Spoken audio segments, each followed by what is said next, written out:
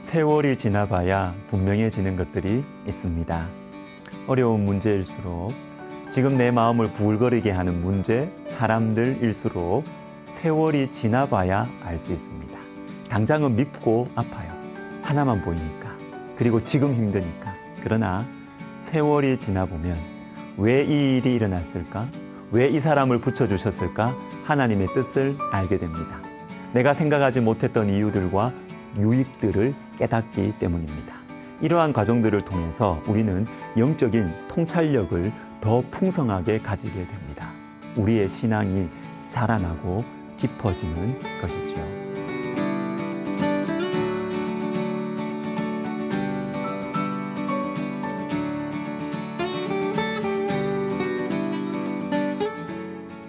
엘리후를 통해서 하나님께서는 오늘 우리에게 중요한 영적인 통찰력을 가르쳐 주십니다.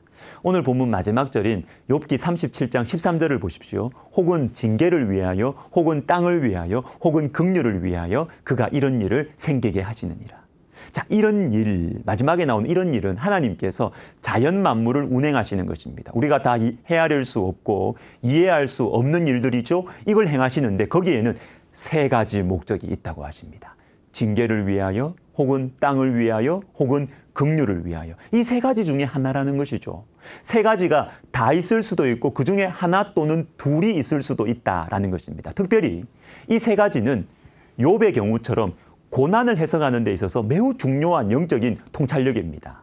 우리가 살아가는 한평생 동안 하나님께서 행하시고 허락하시는 많은 일들과 만남들이 있습니다. 때로는 아프고 후회스러운 경우들도 있지요.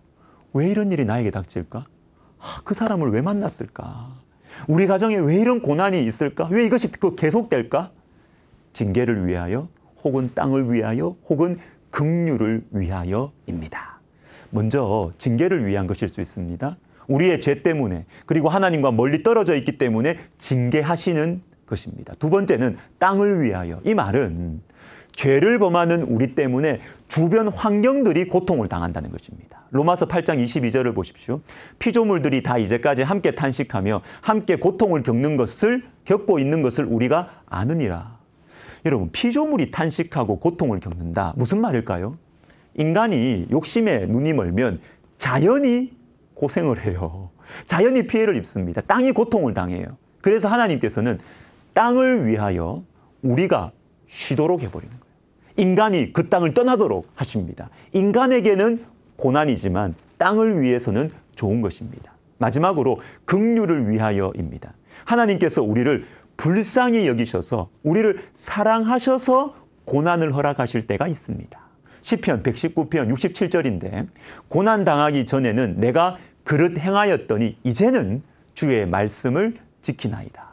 고난은 힘들고 아픕니다. 그러나 고난을 통해서 주님의 말씀이 새롭게 다가와요.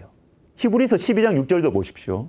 주께서 그 사랑하시는 자를 징계하시고 그가 받아들이시는 아들마다 채찍질하심이라. 징계하시고 채찍질하시는 이유가 무엇입니까? 사랑하는 아들이니까, 받아들이시는 아들이기 때문입니다. 만약 저와 여러분이 하나님과 아무런 관계가 없다면 나쁜 길로 가도 죽는 길로 가도 가만히 내버려 두실 것입니다. 사랑의 반대는 무관심이에요.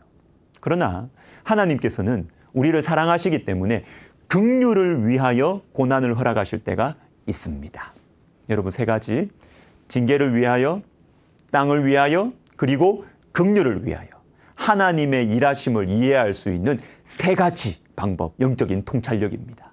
하나님 백성들이 범죄하여 70년간 이 포로 생활을 하게 된 것도 바로 이 세 가지를 위한 것이에요. 어떤 신학자가 이 포로 70년의 의미를 명쾌하게 정리해 주었습니다. 징계 70년, 안식 70년, 교육 70년. 이 포로 생활 70년은 고집스러운 이 불순종, 이 고집스러운 불순종과 넘치는 죄악에 대한 징계가 맞습니다. 징계 70년. 그리고 이 70년 동안 땅이 안식하게 됩니다. 역대하 36장 21절을 보시면 이에 토지가 황폐하여 땅이 안식년을 누림같이 안식하여 70년을 지냈으니. 인간의 죄악으로 황폐해진 땅이 포로 70년 동안 사람들이 없는 동안 안식을 누리게 되었다라는 것입니다. 마지막으로 교육 70년입니다. 여기에는 하나님의 놀라운 사랑과 긍휼이 담겨 있어요. 에레미야 24장에 보시면 하나님께서는 포로로 끌려가는 사람들을 극히 좋은 무화과 같이 돌볼 것이라고 말씀하십니다.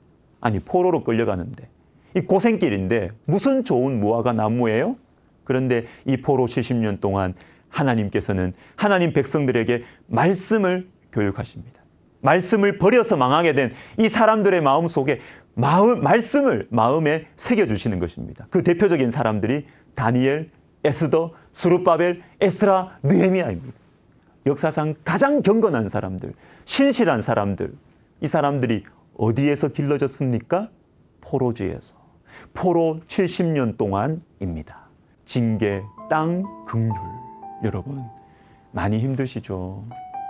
아프고 괴로우시죠? 그러나 오늘 들은 말씀을 묵상하시면서 또 이 말씀을 붙들고 엎드려 기도해 봅시다. 내가 이해할 수 없는 하나님의 손길, 하나님의 깊으신 사랑의 손길이 우리 마음에 가깝게, 새롭게 다가오기를 주님의 이름으로 축복합니다. 기도하겠습니다. 하나님 아버지, 우리가 이해할 수 없는 인생의 고난들, 힘든 문제들, 우리 주님께서 징계를 위하여, 땅을 위하여, 긍휼을 위하여 우리에게 허락하시는 것임을 믿고 우리 하나님을 그리고 내 인생을 새롭게 발견하는 영적인 큰 은혜를 받는 오늘 하루 되게 하여 주옵소서. 예수님의 이름으로 기도하옵나이다. 아멘.